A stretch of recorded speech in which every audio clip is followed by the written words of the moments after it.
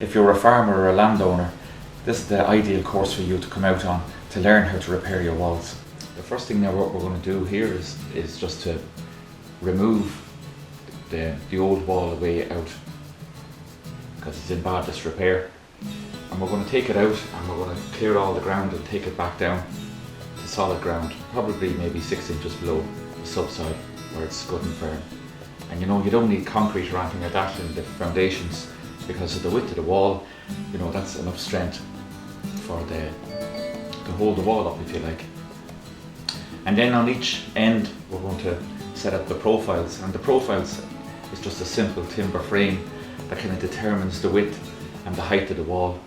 And I suppose, like in this instance here, you can see the girth of the wall is about 700 wide, and we've made the top about 500 wide. So they're put into place and they're plumbed and they're lined up, and then we'll attach the string lines to it, and we'll work to the string lines all the time. And in this instance here now, we're going to maybe keep the string lines about maybe 6 inches up off the ground so we can sight the stone in a lot easier.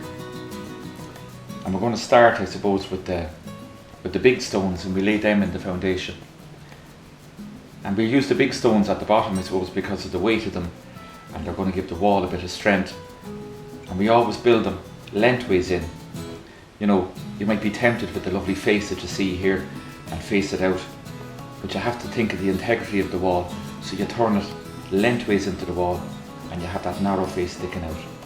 And that's pinned, so any kind of rock that you can see in it there, you put a pinning in underneath it. And when you insert the pinning in, you put it in and you make sure it doesn't stick out past, because if any weight goes on that, it's going to put force on that stone. So everything is put in, you know, with it's hand placed. It's not going to move again, and you have that, I suppose, conviction there that it's going to stay there forever. And as we go along, we're going to lay the stones and we come in from the other side, and we always go at least halfway into the wall, but not more than 2/3 of the width, because if you go in too far, you know, you're not going to be able to build at the back of the wall. So you can see there these gaps that are in it, and what we're going to do is fill in between them stones. And what we use there is what we call hearting.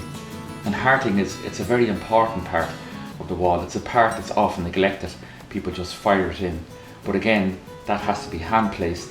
Big stones put in to fill up the big gaps, and then smaller stuff put in around it. So that is the binder of the wall, if you like, and it's giving it great strength and tying the whole thing together. And your hearting is never going above the wall or the work that you've laid, because that will interfere then obviously with the next stone that's going to sit on top of that. So we're up now at our knee height, and at knee height we always put in what we call true stones. And true stones is what we use to tie both sides of the wall together, and they're laid at knee height. So as we go along, we're going to start binding the stones now with the work that we've after laying.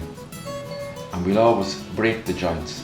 You know, you don't have running joints going up the wall, because that'll, you know, weaken the wall, if you like. So you break the joints, and again lengthways into the wall. And we always use a kind of a rule of thumb, if you like, is 1 on 2 and 2 on 1. And what that means is you have 1 stone and 2 stones against it, and building them level and building them solid. When we get to the top of the wall, we're going to use the covers, and the covers will act to protect the wall, but they'll also act as screws as well. And always work with each other, you know, never try to outdo the next person across from you. Work in harmony and work together, and that's what it's all about. And constantly communicate with each other, and it brings a kind of a lovely flow and a feel to the wall as you go along, and people kind of start becoming familiar with each other and friendly, and start as I suppose an element of trust there, if you like, you know, and a cooperation, a metal, as we would call it.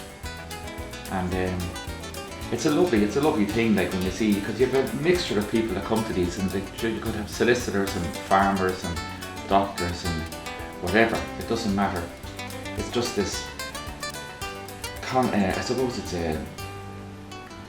something that we're all familiar with. I think our grandparents, our ancient ancestors built these walls. Well, I suppose you can see here that at the end, you know, the product that's left. And the Drystone Walling Association have a great website there that you can log on to and learn about where the courses are going to be on around the country in the different festivals. And Knots as well is an organisation in Drumshanbo and Leitrim, and they're a great help for this kind of thing as well.